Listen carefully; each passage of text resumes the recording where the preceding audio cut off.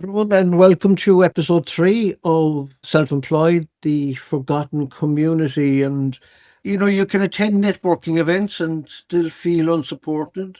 The problem isn't access to people, it's access to the right people. And today we're going to be talking a little bit about isolation and why networking and building relationships done properly is survival and not sales. Hi, Dan. How are you? Hey, Daniel, I think that the one thing you hit there was done properly. You know, I'm attending networking events since 2007. And because I was told, you need to get out there, you need to talk to people, and you need to network. So I goes, okay, off I go. So if there was two flies going up a wall, there's an event around that now, and I'd be there. But what I ended up with after all that? Just a drawer full of business cards. That's all I ended up because I didn't know what to do. And it took me a long time to figure out the difference between networking and referral marketing and networking and building relationships. And also, when I found we can have three different types of relationships with people. We can have what we call a visible relationship. In other words, they know you to see you, right? They don't really know what you do, but they know you to see you. A level up from that would be what we call a credible relationship. So, in other words, they know you, they like you, they trust you, and they would recommend you if they fell over an opportunity. So, they're in the pub some night and somebody is looking for someone to do something, and I know a man, that type of thing. And then the top relationship, which we all strive for, is what we call a profitable relationship. So in other words, they know you, they like you, they trust you, and they work with you on a weekly basis to build each other's business. Now, if you have one or two of those people, it'll take an awful lot of pressure off and you won't be in isolation. What's your thoughts on that then? I think you're right, Dan. Self employed, feeling isolated, the tendency is, as you say, to go to the wrong types of networking events. And, they can be very transactional, they can be sales driven. And of course, you've thought, for me, if everybody goes to a networking event to sell, who's going there to buy? So So true. unless you get the right network, it's going to lack depth and it's going to lack trust. It's going to lack continuity and it's going to lack accountability. So you're right, Dan. Networking without a relationship really is just noise. And we have enough noise in our lives. So we may get it right from the start and find the right networks to suit our business where we're going to find the right people, because networking is about attending events. A network is an infrastructure that leads to success in business. Yeah. And we tend to we tend to go to networking events, and just because you're in the same room, some people think they have a divine right, like to try and push something on you, just because you're in the same room in the same networking event. I remember I did a training one time. There was about 60 people in a room in a networking event, right? They wanted me to say a few words. So I said, okay. And because they were all new to each other, I'd say there must have been about 50 or 60 people, as I said, in the room. So they all did an introductory 30 seconds. Hi, my name is Sean, I'm an accountant, and blah, blah, blah. We're right around the room, right? So then I asked them, then, okay, so you've heard everybody, you've heard who's in the room, you've heard what they did. So let's pick, and I picked the accountant because I just like picking on accountants, that's all. But I But I picked on the accountant anyway, and I said, okay, put up your hands if you would recommend Sean, our accountant, here this evening. And sure, most of the Roman hands went up, you know. And I said, I don't think you would. Like you could hear the silence in the room. I don't think you would, because most of you, I said, are after meeting that accountant for 30 seconds, and most of you don't know him. So are you telling me that at a networking event, and because you got the guy's name and his occupation, and you heard them speak for 30 seconds, that you suddenly recommend him? And I think the penny dropped with an awful lot of people, you Yeah. know? Networking and building relationships can be tough, and sometimes, you have, okay, you get extrovert people that love going to networking events. They run around handing cards out to everybody.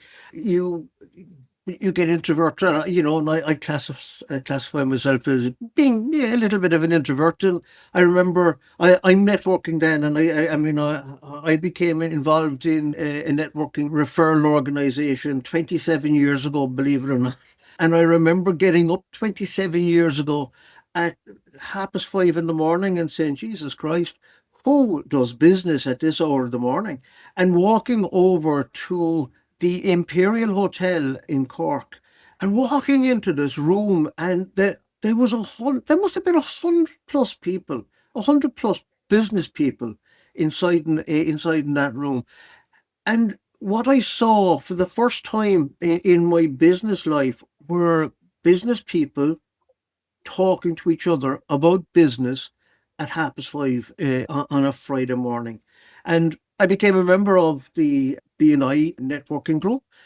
And what I found then was a real network of people who understood business pressure, a real network of people who challenged my thinking when it came to running my business. People who referred me with intention. They wanted to help me. And you know what, Dan? Most importantly, they could be honest with me and I could be honest with them. And my business changed once I stopped looking for networks and started building relationships with a group of people around me. And that was a game changer for me 27 years ago. I'm still at it today, believe it or not. Yeah, I found that as well. I found that if you have the right group of people and build relationships on that, and I think if we're to give tips and tricks here to the listeners, what I always say to people is go back to what I was saying there about the three levels of relationships we actually have with people. Visible, that no, you just see you. Credible. So credible is they know you, they like you, and they trust you. So that means in that you could build a relationship in that your chosen network to bring some of them, not all of them, bring some of them to that level that they know you, they like you, they trust you. And if they did fall over a referral for you, they would recommend you.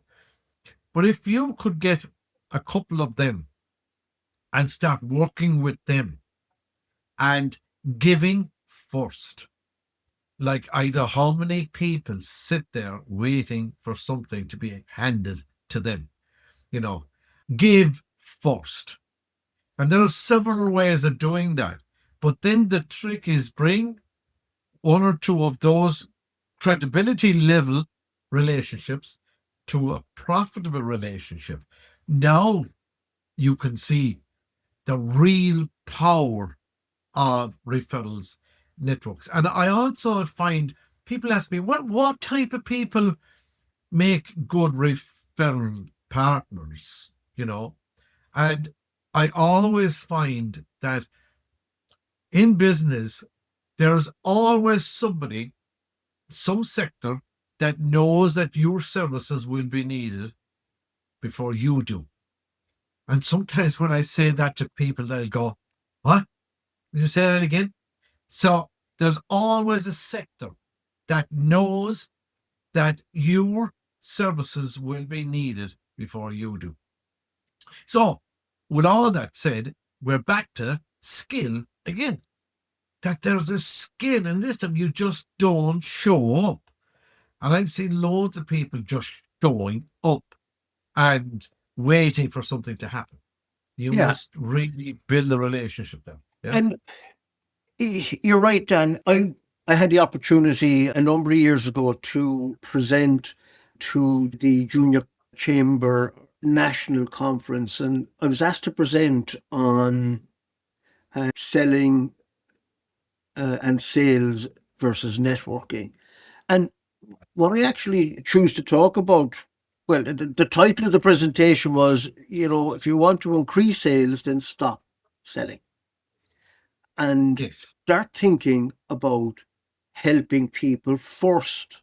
Because by helping people, you start to build that relationship. And I gave an example of, and I think I told you this before, I love playing golf, and I needed to change my driver. And I went along to a golf shop here in Cork, went in, and I said to the guy behind the counter, I'm looking to change my driver. And the first thing he did was he took out the most expensive driver in the shop and told me this was the best thing that I should be buying, and this was going to really, change the way I played golf. So I said, look, I'll come back to you. I need to think about it. No, like the driver was in excess of, like it was north of €600, and I went to another golf shop and I went the same question. Went in, told the guy behind the counter, look, I'm looking to change my driver. And the first question he asked me was, what handicap are you? And the second question he asked me was, what sort of driver do you currently have? And then he said to me, why don't you bring your driver in and I'll put you on the machine and we'll see the best driver that we can offer you. And you know what he said to me? That he said, the driver that I had really was the right driver. I didn't really need to change my driver. But if I did want to change my driver, he'd recommend a particular driver. So what he did was he helped me, whereas the other guy was going for that fast sale. And the same thing can apply when it comes to networking. You go in, you become part of a referral group, and then it's time to give in and start helping that group before you start, to get referrals. Because if you go in and you start trying to drive sales for yourself straight away, you're going to lose at the very, very start. You're not going to build those credible and profitable relationships. You're going to remain visible within that group. Also, getting back to our, we'll say, our referral marketing group, you know, the, the difference between networking and referral marketing. Networking, you're just meeting people. Referral marketing, you're building that relationship. But I think people underestimate as well the risk people take when they recommend somebody, because they're recommending someone to one of their top clients 9 times out of 10, right? Now, like I've always said, like, how to lose a good client? Just send them an idiot, you know, and they will ring you very quickly and say, then thanks very much, but no thanks. Where did you get that fella? You know, and we underestimate that we are taking a real risk by just recommending someone. Like back to that story, the room full of people and they all did 30 seconds. And I said, okay, who would recommend the accountant after 30 seconds? And the whole room put their hands up. Yeah, because Wrong.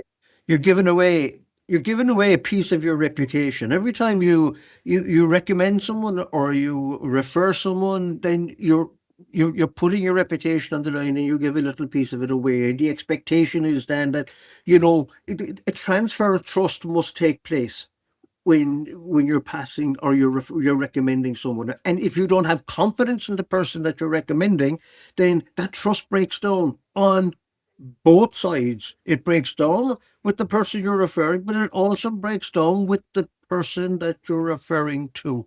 And as well as I do, then it takes a long time to build a relationship. It takes a very short time to destroy a relationship.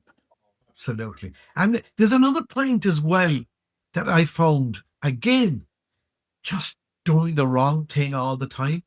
Um, I found one thing we don't have a lot of now, especially nowadays, is time.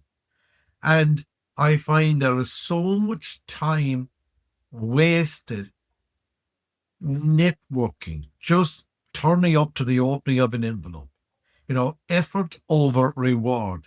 You need to stop and think and say, all right, what group would I bring value to?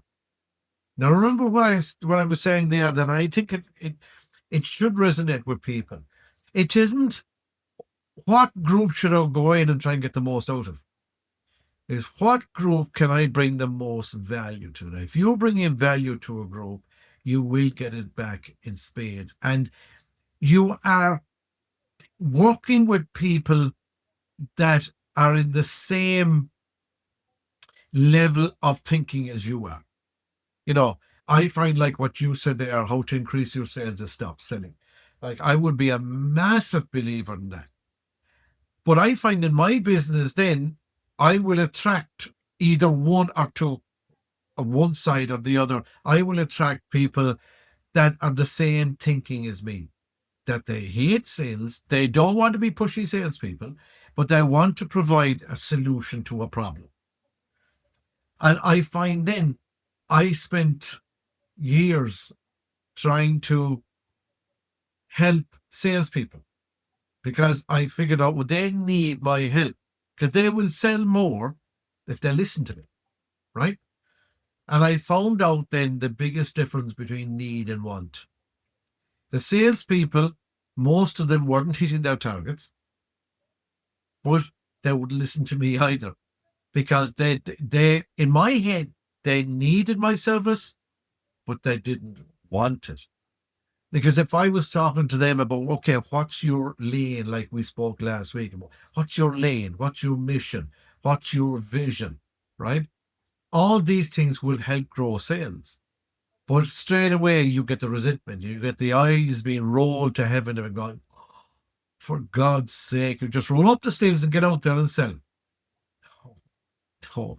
Now, no matter what we say, you will have a cohort of people that will just get out there and sell. They just roll up the sleeves, knock on doors, go around the back door, under the door, over the door, whatever it takes. But like, that's a rare type of person nowadays. What's your thoughts on that? I mean, cold calling was something that, I, I hated when I started my business, and it's probably the reason I started to build relationships rather than cold calling. My dad was a great salesman, or at least everybody said he was a great salesman. And as I grew up, we all said, sure, he's a great salesman. Sean Cronin was a great salesman. But it wasn't until I got older and I got into business myself and then started to coach and train people how to build effective business relationships. Did I suddenly realize that my dad wasn't a great salesman. My dad was great at building relationships, and he would go to the right people, and he'd build great relationships with those people, and they got to know him, and they got to know him to the point where they could deal with him with confidence and refer him with confidence. And that's what made him a great salesman ultimately. It was having the sense to build great relationships in the right places with the right people. So for me, unless you have strong relationships with the right people, you're probably going to have an awful lot more hard work and effort getting the same return as if you were to build relationships, if that makes sense to you. Yeah. And also there's another aspect as well. I totally agree with what you're saying. I hate sales. Like anything like that. I never like I'm an introvert on top of that, so but I remember my dad, we had farming down in Village Island, and he had very good farm, very high quality milk, extremely high quality beef, right? And that man was never in a mart, never in a mart in his life, maybe once. And it never dawned on us why until I started studying this thing about attracting people rather than going out selling. Realized my dad was never in the mart. And what he did was, because he never went to a mart because he couldn't handle the battering type of scenario, like, facing people and trying to get the best price and all that. He just had no interest whatsoever and he hated it. But what he did was he concentrated on having the best milk and the best beef in the region. And he attracted the good buyers who wanted high quality beef.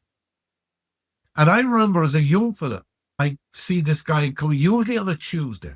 He'd come and he'd walk the fields with my dad. And next thing a lorry would come on Thursday and take away the 2 or 3 cattle, whatever, right? But he never winter mart. He never sold his product in his life. He attracted the good buyers. And I think we need to do that, especially nowadays. We need to get the message out there that you need to identify who your buyers are and attract those, because now there is so much noise out there. Even since we started then 20 years ago at networking events and building relationships and all that, it's a different thing now, isn't it? Absolutely. And it comes back to being strategic about what relationships you're going to build. And then it becomes a two-way stream. And I know Dan will be talking an awful lot more about how to build relationships and how to get the right sort of referral partners around you in the coming weeks. But, it's hard to believe that we're coming up to 25 minutes again of talking about, networking and building relationships. But I do believe that, building relationships is a strategy. Community is an infrastructure that leads you to success, and the strongest businesses are never built in isolation. So, next week, we're going to be talking a little bit about time and money leakages, Dan. But I suppose until then, it's goodbye. Keep building those relationships, people.